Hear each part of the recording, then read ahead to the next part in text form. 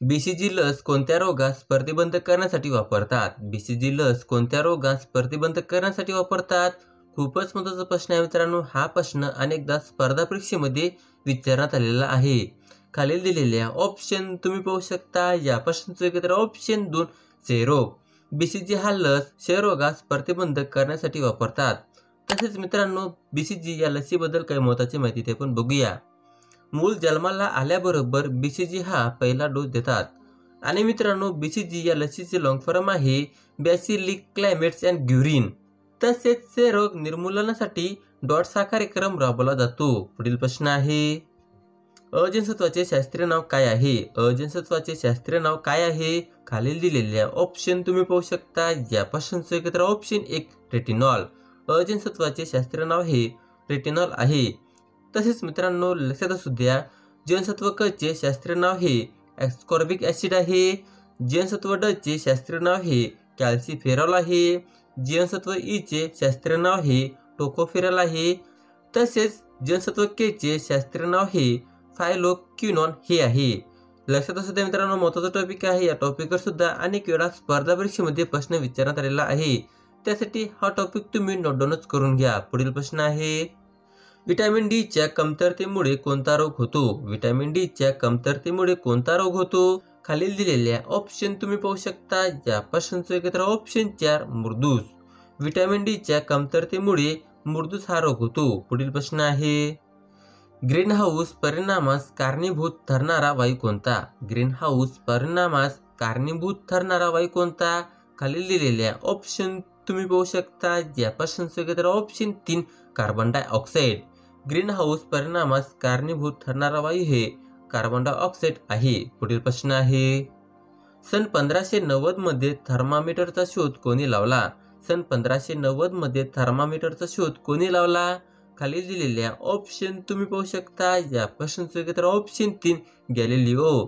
सन 1590 मध्ये थर्मामीटरचा शोध हे गॅलिलिओ या शास्त्रज्ञाने लावलेला आहे. तसेच मित्रांनो, लक्षात असू द्या, रिव्हॉल्व्हरचा शोध हे कोल्ट या शास्त्रज्ञाने लावलेला आहे. विद्युत दिवाचा शोध हे एडिसन या शास्त्रज्ञाने लावलेला आहे. अँटीबेरीजचा शोध हे लुईस पाश्चर या शास्त्रज्ञाने लावलेला आहे. रडारचा शोध हे टेलर व यंग या शास्त्रज्ञांनी लावलेला आहे. आणि मित्रांनो, अणुसिद्धांत हे जॉन डॉल्टन या शास्त्रज्ञांनी मांडलेला आहे. लक्षात असू द्या मित्रांनो, अनेकदा या टॉपिकवर सुद्धा स्पर्धा परीक्षेमध्ये प्रश्न विचारण्यात आलेला आहे. प्रश्न असा विचारण्यात आलेला आहे, अँटीबेरीजचा शोध कोणी लावलेला आहे? तर त्याचा योग्य उत्तर असणार आहे लुईस पाश्चर. पुढील प्रश्न आहे, बायोगॅसमध्ये खालीलपैकी कोणता घटक असतो? बायोगॅसमध्ये खालीलपैकी कोणता घटक असतो? खालील दिलेल्या ऑप्शन तुम्ही पाहू शकता. या प्रश्नाचं उत्तर ऑप्शन 2 मिथेन. बायोगॅसमध्ये मिथेन हा घटक असतो. पुढील प्रश्न आहे, संत्रीमध्ये खालीलपैकी कोणते आम्ल असते? संत्रीमध्ये खालीलपैकी कोणते आम्ल असते?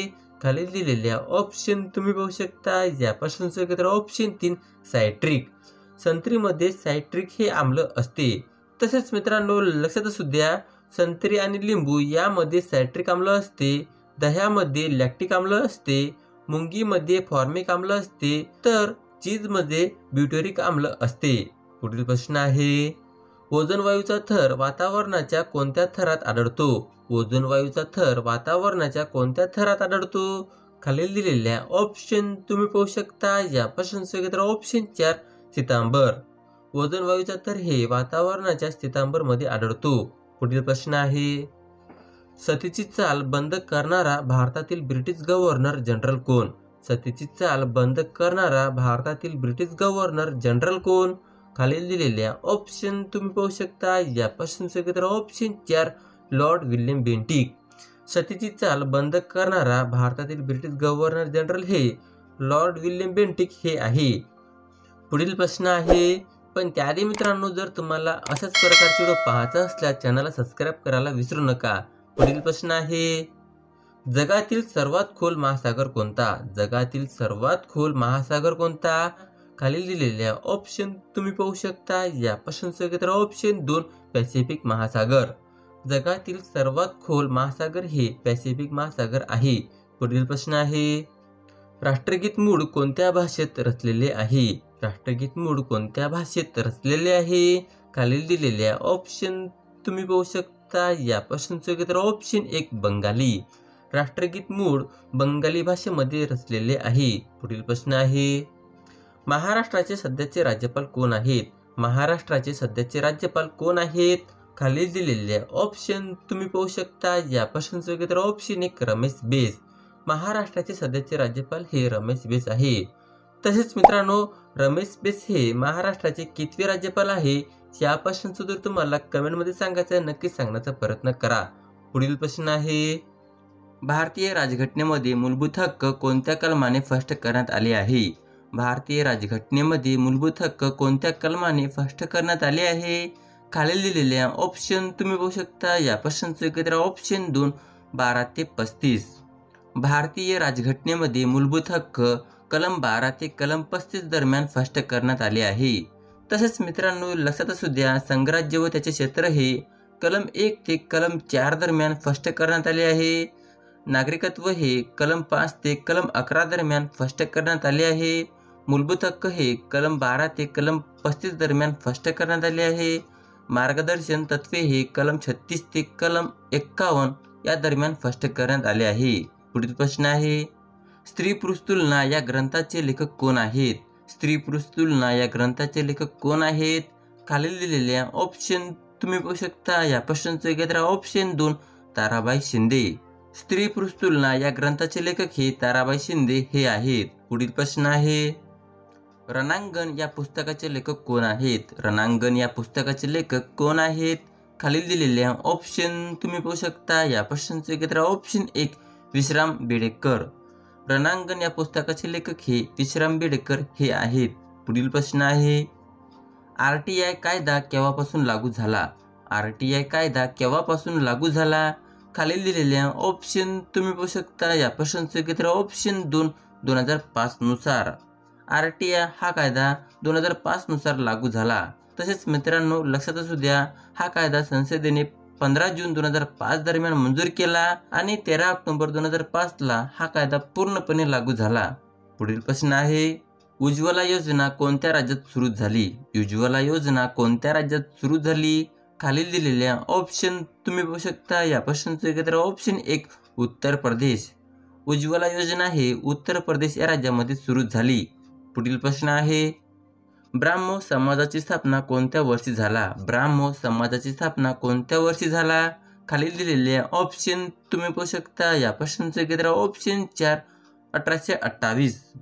ब्राह्मो समाजाची स्थापना हे 1828 साली झाला.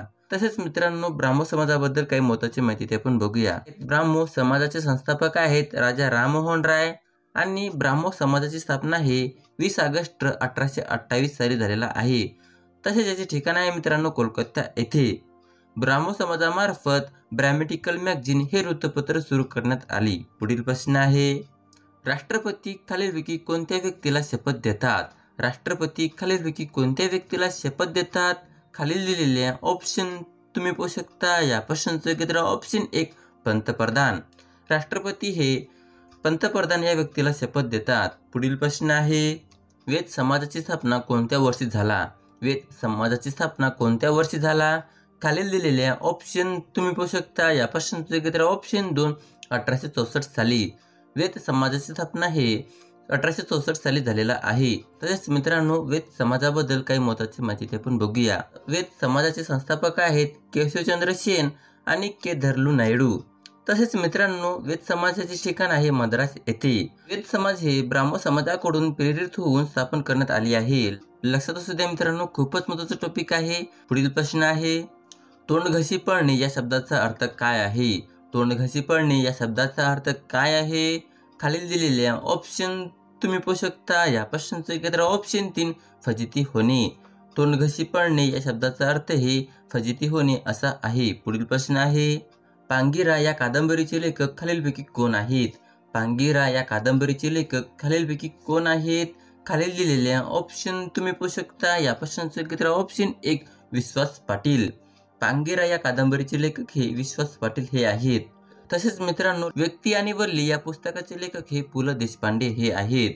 व्यक्ती आणि वल्ली या पुस्तकाचे लेखक हे पु ल देशपांडे हे आहेत. राधे या पुस्तकाचे लेखक रणजित देसाई हे आहेत. दुनियादारी या पुस्तकाचे लेखक हे सुहास शिरवाडकर हे आहेत. आमचा बाप आणि आम्ही या पुस्तकाचे लेखक हे नरेंद्र जाधव हे आहेत. आमचा बाप आणि आम्ही या पुस्तकाचे लेखक हे नरेंद्र जाधव हे आहेत. मानदेशी माणसे या पुस्तकाचे लेखक हे व्यंकटेश माडगुळकर आहेत. ज्ञानेश्वरी या पुस्तकाचे लेखक हे ज्ञानेश्वर कुलकर्णी हे आहेत. पुढील प्रश्न आहे, भारत सेवक समाजाची स्थापना कोणत्या व्यक्तीने केली होती? भारत सेवक समाजाची स्थापना कोणत्या व्यक्तीने केली होती? खालील दिलेल्या ऑप्शन तुम्ही पाहू शकता. या प्रश्नाचे उत्तर ऑप्शन 1 गोपाळ गणेश गोखले. भारत सेवक समाजाची स्थापना हे गोपाळ गणेश गोखले या व्यक्तीने केले आहे. पुढील प्रश्न आहे, पण त्याआधी मित्रांनो, जर तुम्हाला अशाच प्रकारचे व्हिडिओ पाहायचा असल्यास चॅनलला सबस्क्राईब करायला विसरू नका. पुढील प्रश्न आहे, 86वी घटनादुरुस्तीच्या वेळेस भारताचे पंतप्रधान कोण होते? 86वी घटनादुरुस्तीच्या वेळेस भारताचे पंतप्रधान कोण होते? खाली दिलेल्या ऑप्शन तुम्ही पाहू शकता. या प्रश्नाचे उत्तर ऑप्शन 2 अटल बिहारी वाजपेयी. 86वी घटनादुरुस्तीच्या वेळेस भारताचे पंतप्रधान हे अटल बिहारी वाजपेयी हे होते. पुढील प्रश्न आहे, प्रकाश वाटा या पुस्तकाचे लेखक खालीलपैकी कोण आहेत? प्रकाश वाटा या पुस्तकाचे लेखक खालीलपैकी कोण आहेत? खालील दिलेल्या ऑप्शन तुम्ही पाहू शकता. या प्रश्नाचे उत्तर ऑप्शन 1 प्रकाश आमटे. प्रकाश वाटा या पुस्तकाचे लेखक हे प्रकाश आमटे हे आहेत. तसेच मित्रांनो, लक्षात असू द्या, आमचा बाप आणि आम्ही या पुस्तकाचे लेखक हे नरेंद्र जाधव आहेत. भनगरवाडी या पुस्तकाचे लेखक हे व्यंकटेश माडगुळकर आहेत. पावनखिंड या पुस्तकाचे लेखक हे रणजित देसाई आहेत. गोलपिढा या पुस्तकाचे लेखक हे नामदेव ठसाळ आहेत. रणांगण या पुस्तकाचे लेखक हे विश्राम बेडेकर आहेत. राजा शिवछत्रपती या पुस्तकाचे लेखक हे बाबासाहेब पुरंदरे हे आहेत. पुढील प्रश्न आहे, रामकृष्ण मिशनची स्थापना कोणी केली? रामकृष्ण मिशनची स्थापना कोणी केली? खालील दिलेल्या ऑप्शन तुम्ही पाहू शकता. या प्रश्नाचे उत्तर ऑप्शन 2 स्वामी विवेकानंद. रामकृष्ण मिशनची स्थापना हे स्वामी विवेकानंद यांनी केली. तसेच मित्रांनो, लक्षात असू द्या, रामकृष्ण मिशनची स्थापना 1 मे 1897 रोजी विवेकानंदांनी आपले गुरु रामकृष्ण यांची स्मृती व कार्याच्या जाणीवेतून केलेली आहे. तसेच मित्रांनो, विवेकानंदाबद्दल काही महत्त्वाची माहिती ते आपण बघूया. स्वामी विवेकानंद यांचा जन्म 12 जानेवारी 1863 साली झालेला आहे आणि मृत्यू 4 जुलै 1902 साली कलकत्त्याजवळ बेलूर येथे झालेला आहे. स्वामी विवेकानंदांनी युवकांना दिलेला संदेश पण लक्षात असू द्या. उठा, जागे व्हा आणि ध्येय सिद्धी झाल्याशिवाय थांबू नका. 12 जानेवारी हा विवेकानंदाचा जन्मदिनी युवक दिन म्हणून साजरा केला जातो. लक्षात असू द्या मित्रांनो, स्पर्धा परीक्षेमध्ये अनेकदा युवक दिन कधी साजरा केला जातो असा प्रश्न विचारण्यात आलेला आहे. पुढील प्रश्न आहे, असामी या मराठी पुस्तकाचे लेखक खालीलपैकी कोण आहेत? असामी या मराठी पुस्तकाचे लेखक खालीलपैकी कोण आहेत? खालील दिलेल्या ऑप्शन तुम्ही पाहू शकता. या प्रश्नाचे उत्तर ऑप्शन 2 पु ल देशपांडे. असामी या मराठी पुस्तकाचे लेखक हे पु ल देशपांडे हे आहेत. तसेच मित्रांनो, पु ल देशपांडे यांचं संपूर्ण नाव हे पुरुषोत्तम लक्ष्मण देशपांडे असं आहे. तसेच मित्रांनो, पु ल देशपांडे यांनी कोणकोणती पुस्तके लिहिलेले आहेत हे पण लक्षात असू द्या. 1 गाठोड, 2 व्यक्ती आणि वल्ली, 3 बटाट्याची चाळ, 4 गोडा बेरीज, 5 ती फुलराणी, 6 अंमलदार, 7 उरलं सुरलं.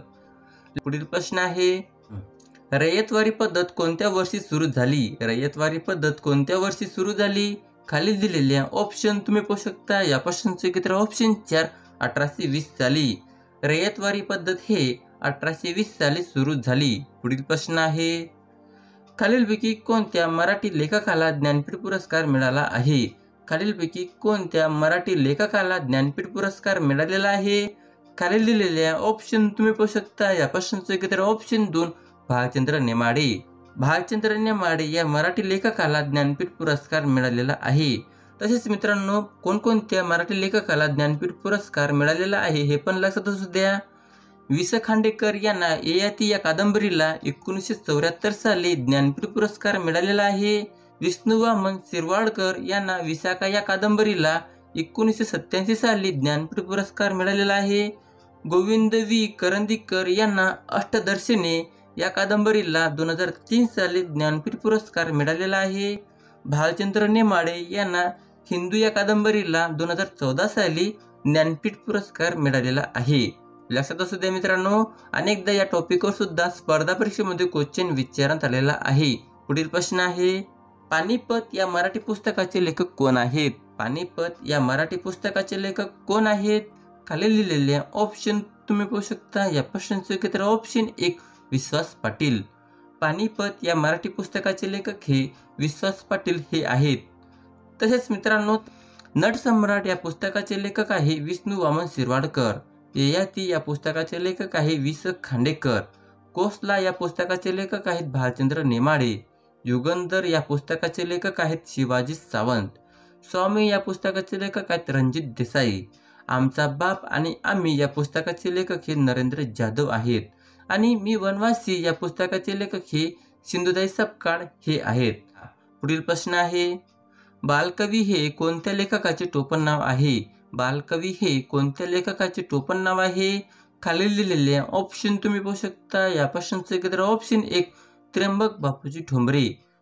बालकवी हे त्र्यंबक बापूजी ठोंबरे या लेखकाचे नाव आहे.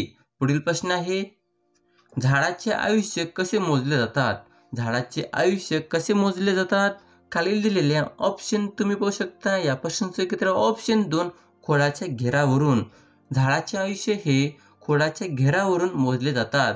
पुढील प्रश्न आहे, रोजगार हमी योजना भारतात सर्वप्रथम कोणत्या राज्यात सुरू झाली? रोजगार हमी योजना भारतात सर्वप्रथम कोणत्या राज्यात सुरू झाली? खाली दिलेल्या ऑप्शन तुम्ही पाहू शकता. या प्रश्नाचे उत्तर ऑप्शन 1 महाराष्ट्र. रोजगार हमी योजना हे भारतात सर्वप्रथम महाराष्ट्र या राज्यात सुरू झाली. पुढील प्रश्न आहे, पण त्याआधी मित्रांनो, जर तुम्हाला अशाच प्रकारचे व्हिडिओ पाहायचे असल्यास चॅनलला सबस्क्राईब करायला विसरू नका.